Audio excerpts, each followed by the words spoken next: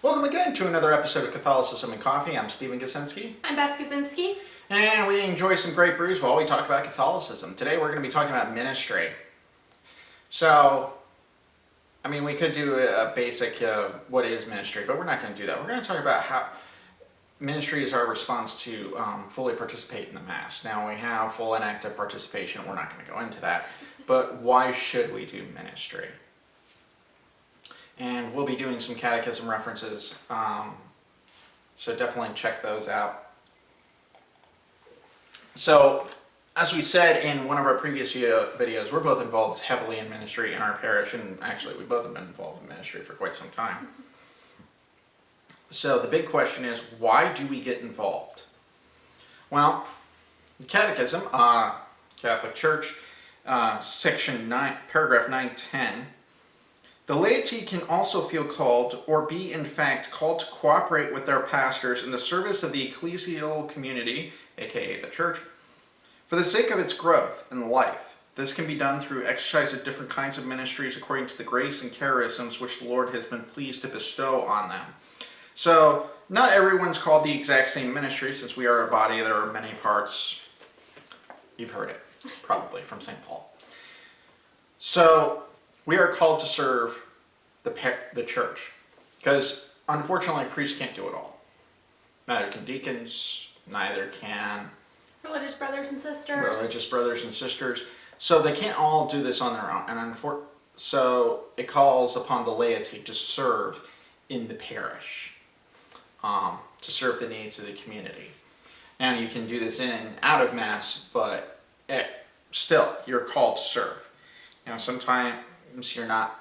Sometimes you're just not able to serve. There are a few people who are physically and or emotionally or mentally are just not able to serve. We're not calling you out. We're calling those who are bodily able, and if you're feeling a calling, a tugging at your heart and your soul to serve in your parish, please consider answering it and look into various ministries. Not everybody's meant to be a reader. Not everybody is able to play music. I can't carry a tune in a bucket. So obviously I can't serve in music ministry like you do. Thank God. And not everyone is called to be an extraordinary minister of Holy Communion. Some people just have terribly shaking hands and they just are not able to do it. That's fine. Not everybody's called to an usher. I am not called to do that. And that's okay. And a big part of it is we have to fulfill our calling in its entirety. So if you are not capable or not called, there might be other things you're called to do. If you just are not very mobile, maybe you are called more to pray for the living and the dead, which is a work of mercy. Absolutely. We'll be going into the spiritual and corporal works of mercy at some point down the road. So there's the question of, are you going to be serving in ministry? Oh, you could be an altar server. Now, there are offices called, there's just been interchangeably, it's been done throughout the United States. They are separate offices. Not all lay people are acolytes and lectors. But there are some who use lector and reader interchangeably. That is not technically correct. I'm not going to go into it because my head will explode.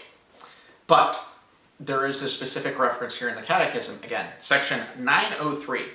Lay people who possess the required qualities can be admitted permanently to the ministries of lector and acolyte.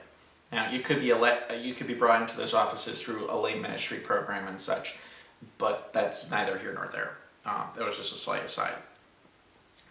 When the necessity of the church warrants it, and when ministers are lacking, lay persons, even if they are not lectors or acolytes, can also supply for certain of their offices, namely, to exercise the ministry of the word, reading, to preside over liturgical prayers, also reading and other elements, to confer baptism and to distribute Holy Communion in accord with the prescriptions of the law. Now, not everybody can baptize people. You can baptize in a case of emergency, but in general, it's usually a priest or a deacon who can perform the sacrament of baptism. You can act in certain aspects. Now, extraordinary ministers of Holy Communion, the only ordinary ministers are priests and deacons, but the extraordinary ministers of Holy Communion are lay people who give out the precious body and the precious blood during Mass. But not everybody's called to do that, and that's okay. So definitely look into, ask your parish how to go about it. Definitely pray about it and discern, what am I called to? Because if there's something you feel called to, you will know. You don't sign up for the sake of signing up. Sign up if it's something you feel a real desire to do. Yeah, if you're just doing it just to do it, that's not calling. That's just Being a busybody. for want of a better term, but also true. So you're hearing all about this. Oh, you're just calling us to serve in mass. No, I'm not going to do that. That'd be silly. Now, you can serve in other ways. You can be you mentioned praying for the living and the dead. Now, it's not just only within the context of mass. You could be serving your community. You could serve by serving on your parish council or something along those lines. You could be serving in various prayer ministries, because there are various prayer ministries, at least in our parish. Yeah, and then there's ministries that help like the homeless or the imprisoned or the homebound. Or food, soup kitchens and Yes. food centers and stuff like that. We actually have several of those here in our town. And there are ways you can serve. Or you could just be in a prayer ministry, like I mentioned. I'm actually part of a prayer ministry, which has been very fulfilling. And you could, as I said, you could be serving in creation care, like environmental type stuff, where you're helping the environment by just picking up trash and recycling and stuff like that. There are always these opportunities. Now, the Catechism actually has something to say about that, as it is what to do. So this is section 912. The faithful should distinguish carefully between the rights and the duties which they have as belonging to the church, and those which fall to them as members of human society. They will strive to unite the two harmoniously, remembering that in every temporal affair they are to be guided by a Christian conscience, since no human activity, even to the temporal order, can be withdrawn from God's dominion. Now, some people, I actually had this conversation with someone I respect a great deal. He was a little perturbed because he had young kids and he wanted to serve in ministry. And I spoke with him, and fortunately, I hope I was able to allay his concerns a little bit. I said, you're doing ministry. You're being a dad. That's what you're supposed to do. Because his kids were young. And now that they're getting a little bit older, who knows, maybe he is serving in ministry. He actually is a godfather as well. So you could be serving in various ways like that. You could be serving, as I say, you could be serving in various ways. You could be serving through ministries in the church. You could be serving in ministries of life. You could be a godfather. You could be a godbrother. You could be a mentor to somebody. Or you could be a mentee. And that way, as being a mentee, you can be learning from, you could provide a little bit of insight. I have a spiritual director, and he and I learn from each other quite regularly when we talk together. We have a great relationship. So that's ministry in itself. So do you have any personal testimony? You've been a little quiet. I've been talking my head off. Well, I am obviously not a reader because you're the one who reads from the Catechism. Yeah, You're so good at it, though. I'm just a nerd. Theo nerd. But as you mentioned earlier, I've been doing music ministry for quite some time, like 2/3 of my life now. Right. It's been a long time. Yeah. And when I was a kid, I was an altar server. When I was a teenager, I volunteered with the Vacation Bible School at my parish for several years. And I've served on a retreat team.